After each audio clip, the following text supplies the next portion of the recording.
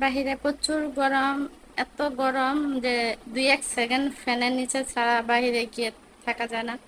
তো আজকে দুপুরে এই গরমে কি কি রান্না হচ্ছে, রান্নার আয়োজন চলতেছে। এখন তো 12টা, 12:30 বেজে গেছে। তো দুপুর আর রাতের জন্য রান্না করব। তো কি রান্না করব সেটাই আজকে তোমাদের সাথে শেয়ার করব। তো চলো শেয়ার করা যাক। আর তোমাদেরকে আমার কিচেনে নিয়ে যাই, কিচেনে নিয়ে তোমাদেরকে দেখাবো যে আজকে দুপুরে রান্না করার মানে রান্নার জন্য কি কি নিয়েছি। তো আর একটা কথা বলি, এখানে কিন্তু আগে আমার পিছনে যে পর্দা দেখতে পাচ্ছ, এটা আগে 2টা পর্দা ছিল, এখন আরো একটা পর্দা আজকে অ্যাড করা। এখন দুপুরে কি রান্না করব সেটাই তোমাদের সাথে শেয়ার করব। চলো কিচেনে যাওয়া যাক। এই তো কিচেনে চলে যাচ্ছি, সেম একইভাবে প্রতিদিন। তো জানো, এটা হচ্ছে আমার কিচেনের পর্দা। এই তো কিচেনে চলে এসেছি। তো আজকে কিচেনে রান্না হবে, এখানে ভাত বসিয়েছি, দেখো রাইস কুকারে ভাত বসিয়েছি। আর রাইস কুকারে ভাত রান্না করলে তলায় যাদের লেগে যায় তাদের জন্য কিছু টিপস হচ্ছে, তোমরা যখন রাইসটা হয়ে যাবে অটো বন্ধ হতে দিবে না, সুইচটা অটো বন্ধ না হতেই যখন একটু ভিজা ভিজা থাকবে তখন চুলাটা বন্ধ করে দিবে। কারণ যে পরিমাণ গরম হয় রাইস কুকার, তখন ভাতটা ওই পানিটা টেনে একদম সুন্দর সিদ্ধ হয়ে যাবে এবং একদম ঝরঝরে হবে। তখন কিন্তু নিচে একটা যে আবরণ সৃষ্টি হয় ওইটা হবে না, আর ভাতও কিন্তু শক্ত থাকবে না, নরম আর ঝরঝরে ভাত খেতে হলে এই টিপসটা ফলো করবে। আর এখানে নিয়েছি হাঁসের ডিম। এই হাঁসের ডিমটা রাইস কুকারের উপরে ঢাকনার উপর দিয়ে এই দুইটা সিদ্ধ করব মেয়ে আর আমার জন্য। এটা হচ্ছে তো হাঁসের ডিম। আর এখানে আলু নিয়েছি, আলু দিয়ে ভেন্ডি দিয়ে ভাজি করব। যাদের পরিবারে মানুষ বেশি অথচ ভেন্ডি কম, তখন তোমরা এই রেসিপিটা দেখতে পারো। এই রেসিপিটা আমার চ্যানেলের মধ্যে থেকে যাবে, আলু দিয়ে ভেন্ডি দিয়ে কিভাবে ভাজি করতে হয়।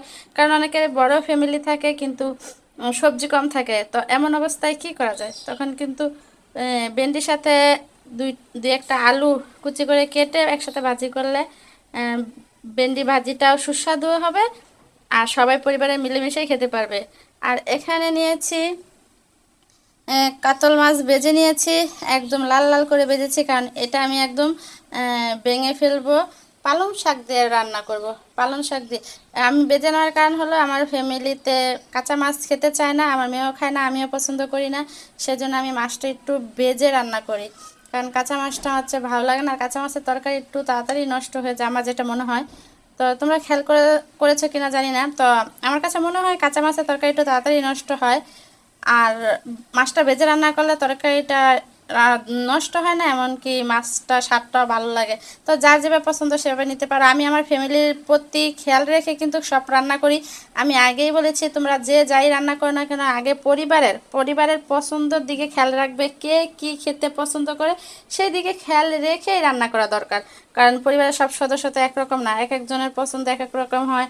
তো এক একজনের পছন্দের দিকে খেয়াল করতে গিয়ে দেখা যায় সবার সে এরকম সামর্থ্য থাকে না।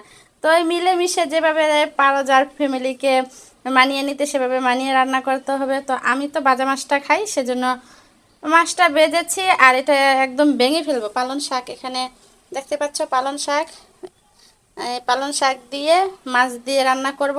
তো এই রেসিপিটাও কিন্তু পালং শাক দিয়ে মাছ দিয়ে ভেঙে ভিজা ভিজা কীভাবে রান্না করা যায় মোটামুটি ঝোল রাখবো। এই রেসিপিটাও আমার চ্যানেলের মধ্যে থাকবে, তোমরা পরবর্তীতে দেখতে পারবে। যদি চাও যে পালং শাক দিয়ে মাছ ভেজে ভেঙে কিভাবে রান্না করে, ওইটা তোমরা চাইলে দেখতে পারো। আর আলু দিয়ে ভেন্ডি দিয়ে ভাজি কখনো কেউ খেয়েছো কিনা জানি না, আলু দিয়ে ভেন্ডি দিয়ে ভাজি এই রেসিপিটাও কিন্তু আমার চ্যানেলে থাকবে, তোমরা চাইলে দেখতে পারো। তো এই তো আজকে আর এখানে ভেন্ডি ভাজির জন্য কিন্তু নিয়েছি পেঁয়াজ কুচি, মরিচ আর কাঁচামরিচ। এইটা হচ্ছে সব তরকারিতে যেটাতে যেমন প্রয়োজন হবে সেটা দিয়ে দিব। আর ভিডিও যখন দেখবে রেসিপির ভিডিওতে কিন্তু অবশ্যই জানতে পারবে পরিমাপটা কীভাবে কি করতেছি, চাইলে দেখতে পারো, আমার এই চ্যানেলের মধ্যেই থাকবে। তো ধন্যবাদ তোমাদের সবাইকে, তোমাদের মূল্যবান সময় নিয়ে আমার ভিডিওটা দেখার জন্য। আল্লাহ হাফেজ, ভালো থাকবে সবাই। আবার দেখা হবে নতুন আরও একটা ব্লগ কিংবা রেসিপিতে। আর তোমাদের যদি কোনো রেসিপি জানার দরকার থাকে তাহলে অবশ্যই কমেন্টে বলে যাবে, আমি পরবর্তীতে ওই রেসিপিটা তোমাদেরকে তৈরি করে দেব। আল্লাহ হাফেজ।